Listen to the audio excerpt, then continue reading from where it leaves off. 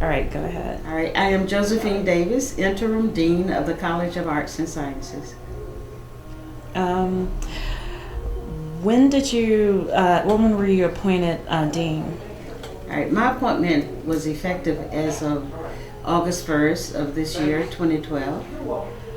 I heard that where did you study, Dr. Davis? Okay, my degrees are from Spelman College. I'm a graduate of Spelman College with a Bachelor of Arts in Mathematics. And I have a Master of Science degree from the University of Notre Dame, South Bend, Indiana. And then I have a Doctorate of Mathematics Education from Rutgers, the State University of New Jersey. I understand that you were a Merrill Scholar. Yes, well, at Spelman College, I was chosen to be a Merrill Fellow. And a Merrill Scholar is a person who is given money to travel anywhere in the world that he or she desires and study abroad. And so as a Merrill Scholar, I was able to travel to France, to live in France for an entire year, and to study the French language, French culture, and to learn more about the French people. And so I received a certificat de la langue française from l'Université de Lyon, France, and from the University of Besançon, France. So I studied at both institutions. I understand that you actually met Mr. Merrill. Oh yes, I did. Mr. Merrill is just a very interesting personality.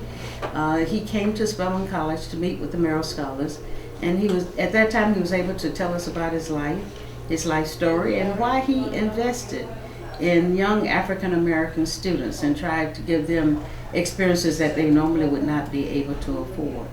His story was one of his father having made the millions that he has from using blacks who worked the cotton fields in Mississippi. And as a child, he said he looked and experienced the laborious tasks that they had. And he felt, one day I'd like to give back. I'd like to give back to the people who helped my family to become millionaires. And so with this in mind, he invested millions of dollars, even to this day, at Spelman College and other institutions in the Atlanta University Center to allow students to just study and travel abroad. What's phenomenal about the Merrill Scholarship is that the student has his or her choice of any place in the world that he or she would like to study and travel. And I chose France because as a student in high school, I had studied the French language, and I wanted to just explore what that would be like to live in France and to begin to dream in the French language and to be able to go to movies and to understand what is being said, the script in French. And it was just a wonderful experience. Coming from Waycross, Georgia, I realized that this was a once-in-a-lifetime opportunity. And so while I was there, I made a decision that I would try to see every country that I could in Europe. And so the first summer, I traveled throughout the northern part of Europe. I landed in England, went to Scandinavia. I spent time in the northern part of Finland at a camp with other students in a small village called Liikasonvaara. And it was just adjacent to the Russian border, so we were able to walk to the Russian border. And then after leaving that camp, I went and stayed in Russia for a time and went back to Denmark, where I then had met friends, in Germany where I had other friends, and then I went to my resident institution in Lyon, France, and then I left there to go to Besançon, France. So that was the first summer of my experience in Europe. And so the second summer, I did Southern Europe and traveled the Mediterranean, went all the way into Turkey, did the Greek Isles, went to Italy, just had a phenomenal time exploring the southern part of Europe. And went into Germany. It was just so phenomenal to go to Dachau to see the concentration camps, to walk those grounds, and just to go into the famous museums throughout all of Europe. It was just a phenomenal experience, and so I just enjoyed my time there. That sort of spurred me to be interested in global studies, and from that point on, I was pursuing anywhere I went, everything that I could do to be a part of an international global experience. I should add that prior to the Merrill Scholarship, I did Operation Crossroads Africa, and that gave me an opportunity to go into East Africa. I lived and worked in the villages around Moshi, and I went into Nairobi, Kenya, and was able to live and work with the Maasai tribe and people of that northern region.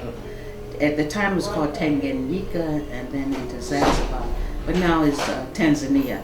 So I have a close kindred with the whole continent of Africa. That experience started me to having a very deep love for being on the continent of Africa. And I would say throughout my life, I've been dedicated to making sure that, in fact, everybody in my family has had an African experience. My children, my 2 daughters and my son have also gone on Operation Crossroads Africa experiences and opportunities, and it has just changed their lives, just as the experience changed my life. And so to this day, I say I do Africa. I think almost every summer for about 10 years I was somewhere on the continent of Africa, just traveling. And so when I now look at where I am in higher education, a lot of the choices I've made with my career have been influenced by this desire to be a global educator. I understand that you also studied at Notre Dame and stayed at a nunnery?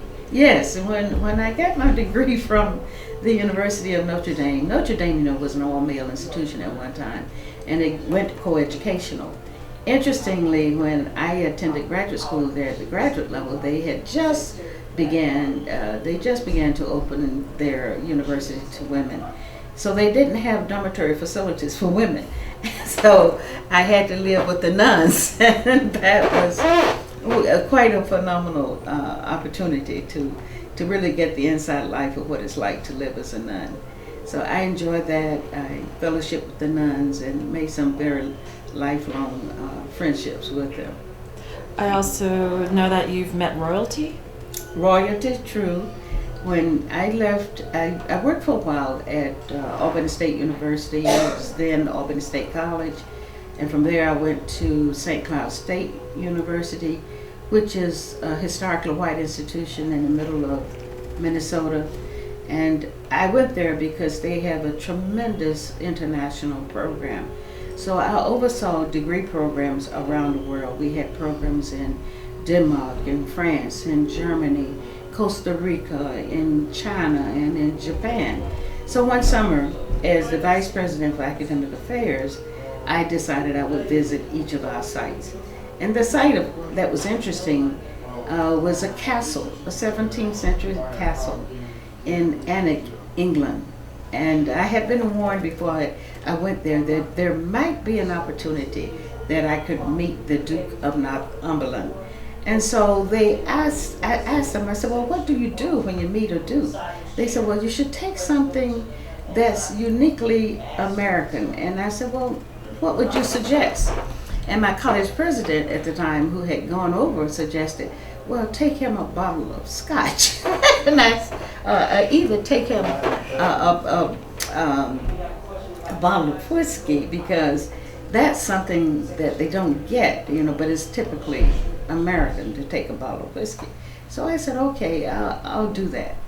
And so I went to the castle, and how phenomenal it was to sleep in that castle and to walk the corridors and see the women with their big gowns, photos on the walls, and the knights and everything. So it was almost like reliving the day of chivalry, sleeping in the castle and walking in the castle.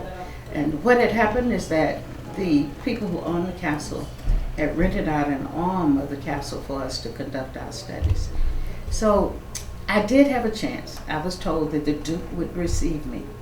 So I went in and I met with the Duke, and I had been warned that when you meet royalty, you never sit. You have to stand all the time. And so I went in and he received me, and they said, well, the Duke doesn't like to talk to people very long, so you may not be there very long. I presented him my gift, and he was fascinated. Little did I know that his passion was the movie Gone with the Wind. So when he realized that I was from Georgia and near Atlanta, that's all he wanted to talk with me about was Gone with the Wind. So what would have been a 10-minute stay ended up being a 3-hour stay. And he was so enthralled with my being there, he showed me all the lavish gifts that he'd gotten from all over the world. There were huge tusks, ivory from Africa. There was a Louis XIV chair from France, and there were these fabulous gifts from other heads of states from all over the world. And here I was with my little bottle of whiskey. And so he asked, this was one of my most embarrassing moments, I think, in life. And he asked his assistant, he said, well, shall we open the gift? And I was standing there trembling and saying, oh my gosh, all these fine things from all over the world, and here I'm coming with a little bottle of whiskey. And so it ended up that it was well received. He said, oh, this is something that I treasure because we don't very often get, bottles of whiskey from America. And so my president had been right in advising me to bring that. So my little gift paled against this big chair from France and the tusks from Africa and so forth. But what he did do, he carried me through parts of the castle and shared with me pictures of him sitting with the Queen and showed me parts of the royal family. But much to my surprise, he took me into his private collection of tomes of books, and it was atlases of all parts of the continent of Africa and all kinds of historical volumes, just shelves and shelves and shelves. It was the most fascinating experience I ever had. And then there was a collection of swords and guns from dating back, to 15th century England, and I was able to just, get that historical overview. So it was just a wonderful, wonderful visit, and just a great walk back in time to be there. So I just enjoyed being with the Duke of Northumberland. He was a gentle soul, a very, very kind person. And when I left, everyone was just amazed. They said, well, the Duke has never spent more than 10 minutes with anyone. And we are so surprised that he took his time to visit with you. But it was just a very generous and gracious visit that I will always treasure in my memory. Yes. I heard that you were an ambassador too. Oh yes. When I lived, was president of York College, which is a member unit of the City University of New York, and that system is the second largest system in the United States. I was very active in the Asian community because I've traveled and I've lived a lot in Asia, and I've worked a lot, and I've done cooperative partnerships with many of my colleagues in Asia. In fact, when I was vice president for academic affairs at St. Cloud State University, one of my assignments was to write the proposal to help to develop an off-campus in Akita, Japan. And so I got very much involved with people from the Far East. And so I had an affinity for working with the Asian community. So as president of York College, I continued that work. And someone recommended me to the ambassador from Korea. And he chose 4 people to go to Korea as the guests of the government. And the idea was that we were citizens ambassadors from the United States of America. I think at the time the interest was there was tensions between the African American community and the Korean community because they were shooting blacks who were stealing from their stores, and there was a lot of friction. And so the ambassador wanted to have a program where the Korean people would better understand African Americans. And so I was one of 4 people who had been chosen to go. And we were given a royal tour of Seoul, Korea, and we went up to the DMZ, and it was just an eerie experience to go to the border between South Korea and North Korea and to see the guards standing there with their stoic faces, not smiling, not returning any graces to us. And so we were able to have that experience to go in where the peace treaty was signed. and just to visit all the industries and meet with the people of Korea, go to the universities. One of my accomplishments that I'm most proud is that I was able to convince the government, who had been putting a lot of money into sending students from Korea to our Ivy League institutions like Harvard and Yale. They would spend hundreds of thousands of dollars.